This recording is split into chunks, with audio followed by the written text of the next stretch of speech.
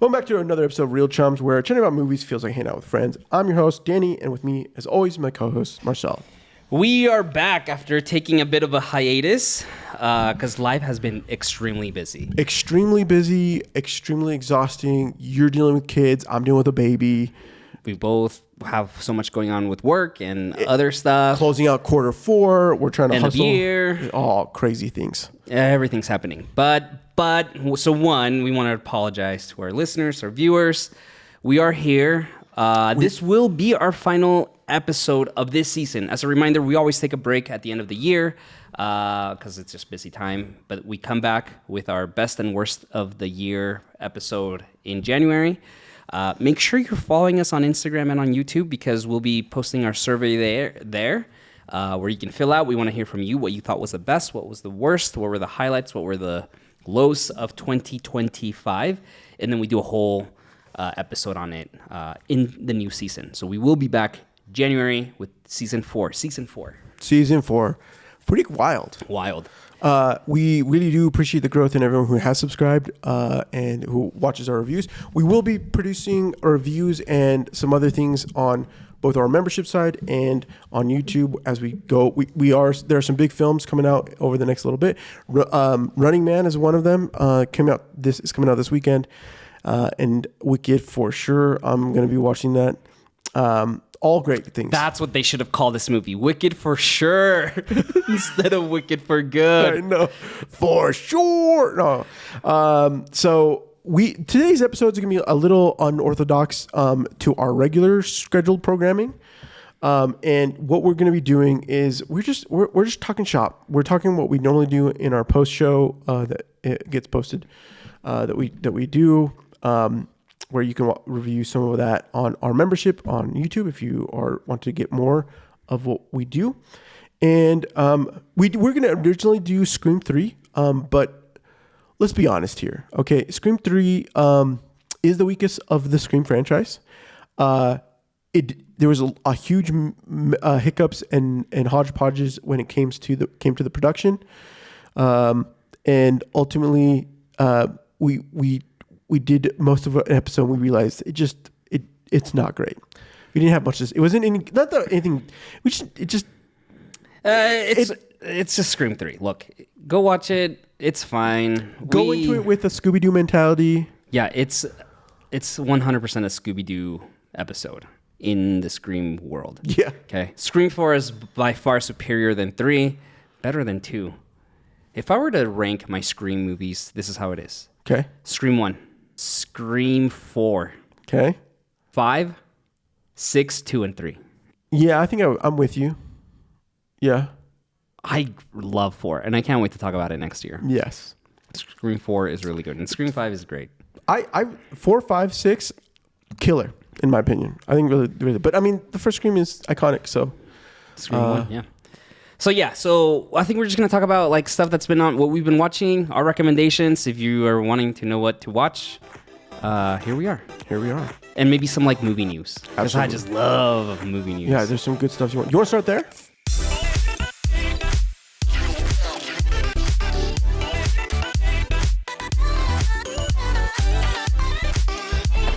Dude, yes. Speaking of Wicked, did you hear about this report? Deadline? No. Variety. Wicked, the first one, had $150 million marketing budget. Okay. And they went hard. Yeah. Right? They did like they did all crazy stuff. So much press. They did the Super Bowl. Yeah, the commercial and the first one. So they started pushing back in February for this one. Here, they didn't push anything until June, July-ish. Mm-hmm. Okay. They scaled down their marketing budget to $90 million, from $150 to $90 million. Look, this just fascinates me because one, there is something wonderful about filming 2 movies back to back. Yeah, and letting your audience know that this is a part 1, and part 2 will be coming. Yeah, Infinity War and Avengers did this. They're doing it again for the next Avengers movies. The Matrix 2 and 3 did this. And when you have the first one be a hit, you then just ride the wave of the success from the first one, and you don't have to double down. You don't have to double down. I think this is something that like I'd be curious if more studios will want to approach this, and not that every movie deserves to have like a part 1 and part 2. No. Right? But I do think if you are planning on doing that, there is a benefit to doing your part 1, and then within 12 months, 14 months at the most, you release your part 2. Yeah. Something like they out of all the part 1s, part 2s that we've like kind of had in the last little bit, since I would probably say Endgame, this has been the best, I think, like done overall. But also, it was highly beloved and hugely adopted. I think we talked about it a little bit, but like this brings like all aspects of like the entertainment kind of industry. You got music, you have film, you have theater, you have an iconic play, Broadway adaptation, big star power, right? And I think when people think of Wicked, they think of the first part. You know, Popular, Dancing Through Life, Defying Gravity, all of that is there. And this is going to be where they're adding 2 new songs. Yeah. Which I think will be really interesting to see. And I think there's going to be more of a growth story like in this next one, but there's still quite a few songs. So I'm really intrigued to see how this plays out for the second half. No, it's just fascinating. I think like I have seen nothing for this movie. Maybe that's just me. Like compared to the first movie so much marketing. Yeah, so much. I've been watching Dancing with the Stars, and so they had a Wicked night, and that was a big promotional thing to and that we can be coming out soon. Pause. You watch Dancing with the Stars? I absolutely do. Oh, okay, all right. Why are you not watching Dancing with the Stars? I used to watch Dancing with the Stars. Okay, I love ballroom dancing. I'm one of those people who enjoyed it. I never made it through the end of the season because I have very strong opinions about Dancing with the Stars. Okay, very strong opinions. I'm here for this. I think it's the most. It is a completely unfair competition. Oh yes, it is 1,000% rigged in every way. Yes. I hate that because if it's a true competition, here's what I would do. Well, here's my question to you. How do they select who gets paired up with who? Yeah, that's my thing. So Sadie and I have been, this is the first time we watched again since for like several years, but we were trying to find something we could watch together. And part of our big struggle is Topanga, Danielle, what's your bucket? Fisher. Something. Phenomenal. Okay. I haven't seen anything from this season. She's just an amazing human being. Also, the fact that she still looks just as good is also a freaking awesome thing. But she got like the whole. I'm with you. We're like, it's rigged. It's also super slighted against women. Like if it's a female celebrity competing, they're like judged harsher to some degree than a male counterpart, in my opinion. So also like how are they paired up, like there's not like any insights. There's zero insights. I'm convinced they base it on not just chemistry. Look, if you know, and I'm looking at the camera, there is Dancing with the Stars is known for like background pettiness, hardcore. And look, here we're from Utah. Okay, a lot of the dancers are local here, and if you know, okay, but like stuff gets out, and there's a lot of pettiness and drama behind the scenes, and I'm convinced that the producers select the dancers to be paired up with people that yes, they'll have chemistry with, but they're like, I like you, I'm gonna give you someone that's slightly athletic and probably has more capability to make you more successful. See, and this is what pisses me off. Yeah. I think if this was a true competition, you would do a drawing, World Cup style. Yeah. Okay. Nice. Do a drawing where you have your celebrities on one and you have your professional dancers on the other, and you do a spin and you say celebrity A goes with professional B. Love it. Done. Love it. Because then now you're really challenging the Dancing with the Star, the professionals. If I'm really short and you're really tall, yes, now it's going to really challenge you. And I know they do that, but now it's done by chance. Correct. Okay. So the other aspect of this is that like I find that there's like this level of like they are scaling. I don't know. It's like there's a gymnast, Jordan, I can't remember her last name. She's crushing it. And I feel like she just doesn't get as high numbers because she may not, they just, I don't know if it's that they look at her higher or she doesn't have, she's more gymnast and more athletic and they're just like, yeah, I don't know. They're very vicious against gymnasts. Yeah, they are. They are. And I think, I'm like, it's so unfair because I'm like, she's like crushing it in my opinion. Yeah. And so it's been like also the amount of confetti, they are single-handedly keeping the confetti business alive. This is the other thing okay, so anyways, I went 3 years watching it religiously, and then I came to realize how very, very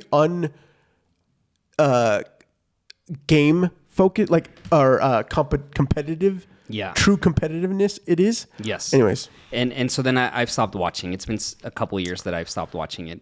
And then it went on Disney Plus, and like, so because I love the business aspect of it all. Dancing with the Stars has over years slowly stopped getting the viewership that they wanted it. Correct. Right? So Disney, and it's expensive as hell. Oh, so expensive. Okay. I'm more fascinated with the production of this than anything now. But so then they pushed it to Disney Plus. The original producers left after 20 seasons. They got new producers in.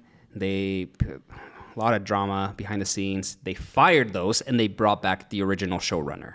Okay. And I think that's where a lot of success has been happening the last couple of years, it seems like. And again, I'm not following it too much, but what's fascinating is that they are going after a younger audience, which is what they should have done 8-9 years ago. 100%. They weren't doing it. It's gaining traction again. It's on Disney Plus. I think that was a very smart decision to do. It's still expensive as hell. Okay, so expensive. There's got to be a Disney executive out there that's just staking his life and his reputation on this and saying we got to keep this show going. Well, I think part of it is because it's a live performance. Yeah. For most of them, they have a live band. They do the amount of confetti and then the amount of people that have to clean up all that confetti after every freaking dance. Not just that. I'm thinking like, and maybe we have a listener that can maybe talk about this a bit more, but like the licensing for each song has to be worth at minimum $50,000. Yeah, well, in this season specifically, they had a Beyonce song. Okay, so like minimum, they're dropping just on music licensing fees $500,000 per episode. Probably. How is this? This is what I will pay someone behind the scenes at Dancing with the Stars to sit down with us, because these are the questions that I want to know. How is this a feasible business model? You are spending minimum just music $500,000 per episode. Correct. What is the budget of this show a season? Oh, I mean, you're probably another $500,000. No, the budget for the entire season. You're right. That's per episode, right? You're spending $500,000 on music alone per episode. That's not going into your casting fees, the production fees, the band, everything else. It's expensive. It's an expensive show. Yeah. And I don't think we talk enough about this. And if I was an executive at Disney, I would come in day one and be like, I want to see the numbers on Dancing with the Stars, because I think I'm projecting that a season has got to be costing minimum $80 million. $80 million, yeah. Okay. Because $500,000 per episode, there's at least 10, 12 episodes. Yeah. I mean, it's wild. Each episode has to be costing about, with everything. Like $2 million, $3 million. I'm shooting up like $5 million. $5 million per episode. I think you're probably right. I mean, I don't know what the studio costs. The big probably thing is that they have to do rehearsals. So it's not only the day of production live, right? Right. You have package builds. They spend Saturday and Sunday rehearsing, and on Monday during the day. It airs on Monday? right? Tuesdays. So they do. I think they might do Saturday and Mondays as like dress rehearsals, and they do film those. Yeah. So they have some light crew to some degree that they're filming to have to and do lighting and planning for the logistics for each of for the show. Like you're 100% correct. No. This is what I've been thinking for years. So again, if I was a Disney executive, and I said this like 7 years ago, I was like, this show went from having 2 seasons a year to then 1 to continuing losing viewership, that I would come in and say, give me the numbers on this and the cost, because I want this show off the air. As a business strategist, this is how I look at. I think they're bleeding money. Well, and the play here, and I would love to know if ever since they put it in Disney Plus, what the surge numbers are in signups, or right before a show airs or a new season airs, if they see an uptick in Disney Plus memberships. Interesting, because they have to be some data to continue to fight for this show that I think is just too expensive. Well, and not only that, but it's like we talked about, like, it is not a fair competition. And it's not a fair competition. It's not a true sense of like a competitive nature. Nope. It becomes more and more biased as it can start off fine. Yeah. But it always ends up in the long of like, okay, who's the favorites here? What is happening in the perspective, right? And again, I have no like insider scoop on any of this, so I could be looking at this in a very misinformed fashion. But here's the thing: it is live television, so you get ad sponsorships, sure, right? So you could be supplementing some of your production costs due to the fact that you're doing a live production and you're going to have ad slots, multiple. So you're going to gain in some viewership via your distribution channel. It is live when you watch it when it airs on Disney Plus right now. Yes. And you do have to watch the commercials. Oh, you do watch the commercials. You do watch the commercials. They do get stripped out, and then I think they place some commercials in some fashion after the fact. Okay. So there is ad dollars that are being added to the perspective. So I think that helps to alleviate some of the cost. But even with that being said, right, there's either a very, very loyal fan base, which there is, that it will religiously watch this and will help them that justify some of the costs. Mm-hmm. But just at the end of the day, like, I will come back to this show under one condition. Yeah, what's your condition? I'll consider coming back to this show, and I've tweeted about it. I've mentioned it on Instagram under the Dancing with the Stars page in the comments. I love this. Make it Dancing with the Stars. Listen to me.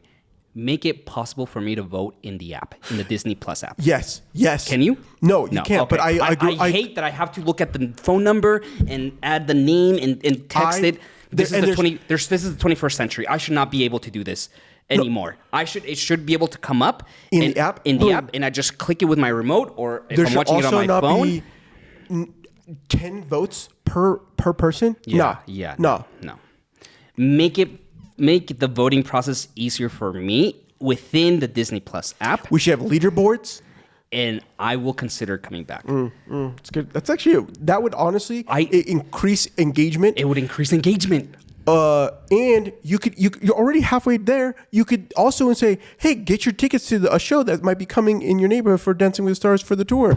Come on, guys. Hire us right now on the spot.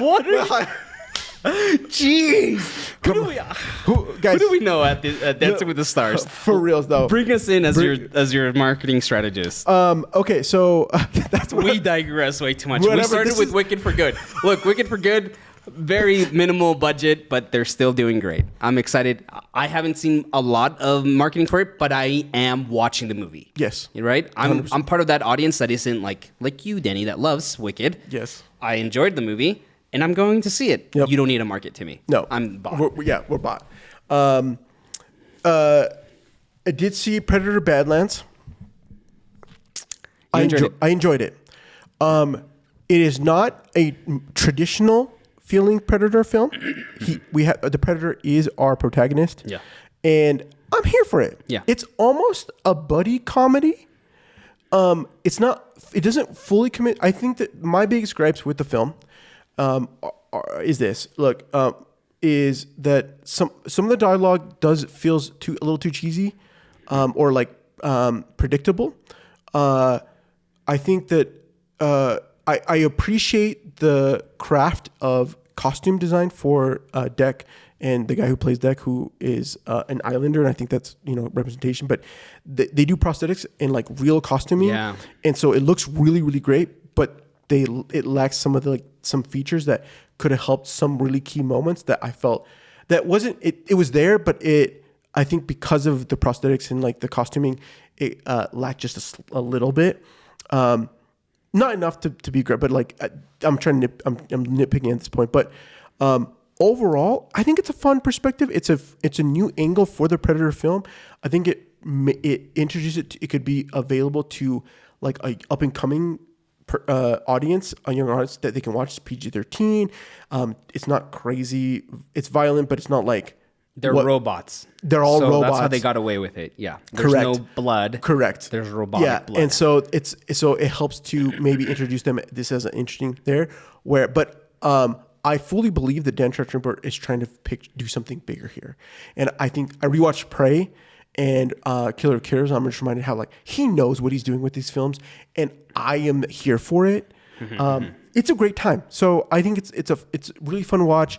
If you have the chance to go see it in theaters and you're like, or you want to go see something again, or after you've watched some other thing, it's a great watch. But we have a pretty stacked weekend. We have Running Man. We have Now You See Me. We have Wicked coming out. So like, I'm worried that it won't see Hollywood is like love. But I do think that this will be a big one that will go on streaming. People will stream a lot. But it had a pretty good weekend. People have really enjoyed it overall. So I really did love the creatures and kind of like what they brought and the expansion of the world and the predator, the Yakta is what not Yak, no the oh my gosh, I just forgot what Yatua. No? Yeah, something like that. Yeah. Anyways, that's a film that I ended up watching, but yeah. I gotta watch it. It's on my watch list. You have something else? I finished Alien Earth. On the theme of aliens. Yeah. I finished Alien Earth. Okay. I was going to do a full review on this. I won't get around to it. Yeah. It started out so strong. So strong. Very, very strong. I felt like, I'm like, oh, this is interesting. I'm excited to see where they're going to go with this. I love the new aliens, and kind of like this perspective of like that, introduction to these new aliens on top of the xenomorph. A lot of people did not like this. I finally got online. I was like, oh, what are people saying? People didn't like it. I don't think I'm on that camp or on that end of the spectrum. I enjoyed it. I am excited to see a new season. Okay? I'm not. But I did not love this. Not the way that I thought 2 episodes in. I was like, yeah, this is it. Same. Right? I was very committed in the first couple episodes, and I wanted to, but as the season progressed, I was like, I think it's just, and look, and I think I'm blaming myself more. This is a Noah Hawley production. He's had a lot of success with FX and the stuff that he's done there, and he is very much a big themes, and he focuses a lot on character development. And over a period of 2-3 seasons, you get things that are in final episode of season 3. Something gets paid off from season 1, right? And I think I blame myself because I genuinely thought this was a limited series. I thought this was just a one season limited series type of thing. Here's a beginning and an end, and that's it. And so I went into this movie or into this series, even until like the last episode, thinking that, and it is not that. And there's nothing. And this is, Danny, you are our resident TV go-to person. Yeah, I am not. Famously, no, I'm not. I don't watch TV shows. No, and it infuriates me. Yeah, it does. This is the perfect example of why I don't. Give me the story. You as the writer, director, whatever, have a story to tell it to me. I don't have the time, capacity, or the interest to wait out for 7-8 years what your full story is going to be. And this is just me. I'm one of those millennials that doesn't have the capacity to wait. Okay, this is why a 90-minute movie is perfect, because it has a middle and a beginning, a middle, and an end, and all the themes are all given to me, and I can then dissect and ingest and think about it. Here, this show has a lot of big themes, and I love what it's trying to do as far as what it means to be human and growing up and forcing. And you have the juxtaposition of Peter Pan with these kids. It's odd because Peter Pan, full spoilers ahead, by the way, for Peter Pan and for Alien Earth. But like Peter Pan, the whole story is that these kids don't grow up, right? Yeah. And it's a story about the conflict of not wanting to grow up. Whereas here, these kids are forced to grow up. Correct. Right? Yeah. And so like it's bringing these big ideas into it, but nothing gets paid. I'm still not sure how I feel about Wendy being able to talk to the xenomorphs. It's fine. What I hope and I don't think Noah Hawley is going to go down this path, but I don't. She says that she likes the xenomorphs because they're honest. They didn't choose to be brought into this planet. And I don't know. I don't want the xenomorphs to become sympathetic villains. No, absolutely not. I agree. And I don't think that's where the storyline is going. I'm hoping that's not where the story is going. But I am just like, the way this show ended, I was just like, nothing is solved. And I hate that. Like, I don't mind if you're going to make 7 seasons out of this. But like, give me a conclusion to here and drop a hint or two to what could be happening. This was my biggest pet peeve with the new Daredevil. Yeah. So you're not wrong, Marcel. I don't think you're. I think that I can see. I think that the problem that you have is that just because the first season doesn't do it, you don't give it the second season. Like you drop out and you don't let it fit. Yeah. But I think it is if you're a TV show runner, your ultimate job is to give us an actual story to follow. You can have character development, but it can't be as depth or theme development or whatever. You need to deliver on setting the foundation. Yep. If you do not set the foundation in your first season, you are doing yourself a disservice. You are not only into your story, but at the end to yourself. Yeah. Because most people are you. They're not me. Mm-hmm. And so, that's where I was really upset. Is because I'm like, they had really great potential for this series to build to something and like to give us a thing, and then just like they evolved into something out there, and it's just like, but why? What's going on? Like. And they set up so many amazing moments that if they just could have closed out a stronger story, yep, I would have been way more excited for season 2. But I'm not excited for season 2. I'm glad that you are, but... And I don't know if had I gone into this season knowing that there was going to be multiple seasons out of this, I would have been like, okay, sure, like, this is just going to be all setups.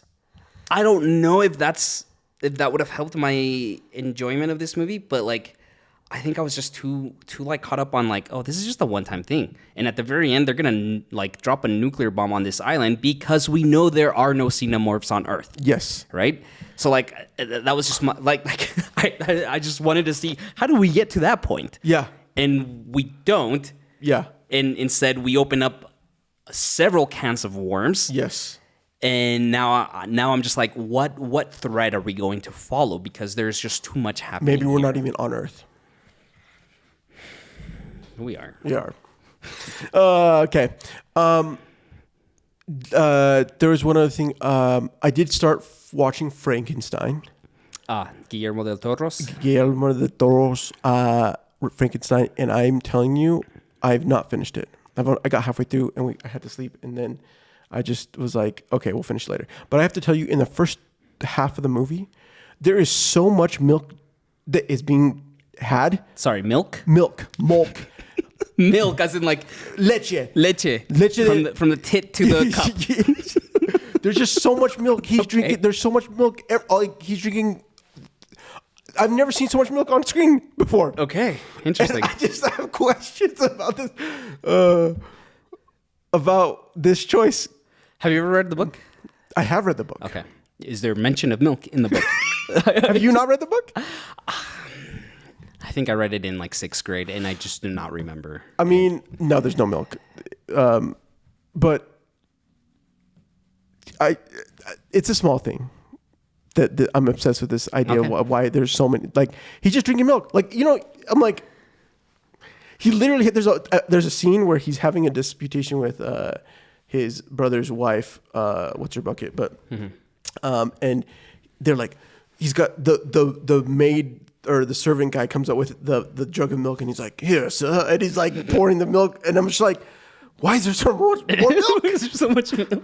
This man, are you enjoying it though? It is beautiful. Yeah, it is beautiful. It is good. I think I'm reserving the creature is, the intro to creature is just great. Sure. I'm excited to see as it descends, but overall it's been good so far. I'm excited. I'm kind of reserving my full call on the end. I will get to it. I've been hesitant to get on the bandwagon on Frankenstein because they're really pushing this to be an Oscar contender. Yeah, they are. Guillermo del Toro did a good job with the art direction and all the things, but I don't know if it's. They're pushing it. I know. Netflix is really pushing it. 1, 2.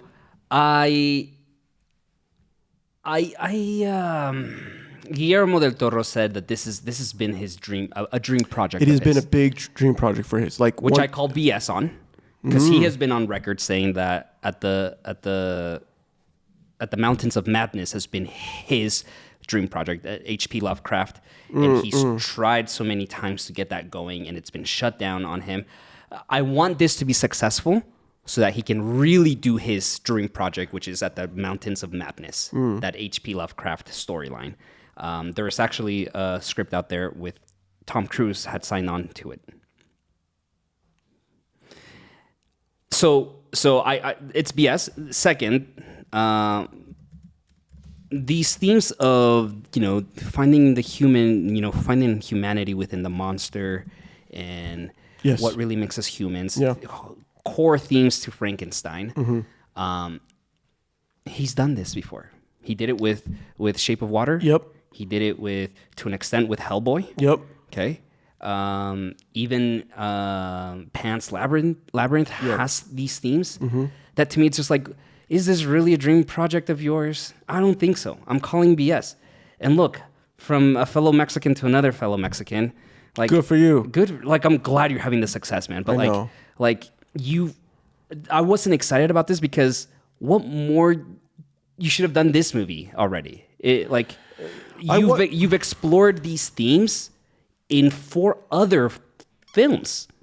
So what more are you bringing to it? And I'm, my understanding, it's a visual spectacle. Great. I mean, I don't know who. I mean, to some people it might be. Okay. For sure. I mean, it is a beautiful. Some of the scenes and there are some. I'm in the first half of the film. I said, "This is a beautiful shot." Yeah. This is a beautiful shot. Multiple times. Sure. But do I think it's a fully visual spectacle? So I've just been reserved on that, and that's shame on me for having these biases. But it's like I'm not rushing to watch this because I feel like to a degree I've already seen this Guillermo del Toro movie in 4 other movies, right?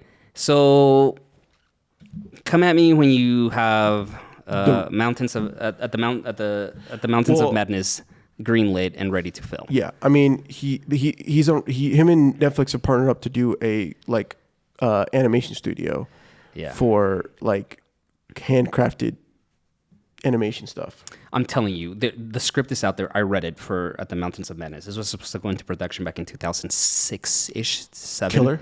Oh my gosh. And it's just it's horror, but it is he has, and you can find like the storyboards and the creature designs that he developed for the movie, and it's just I want it so bad. I've never read a script and just been like, I'm genuinely scared, and I want this made. It's so good.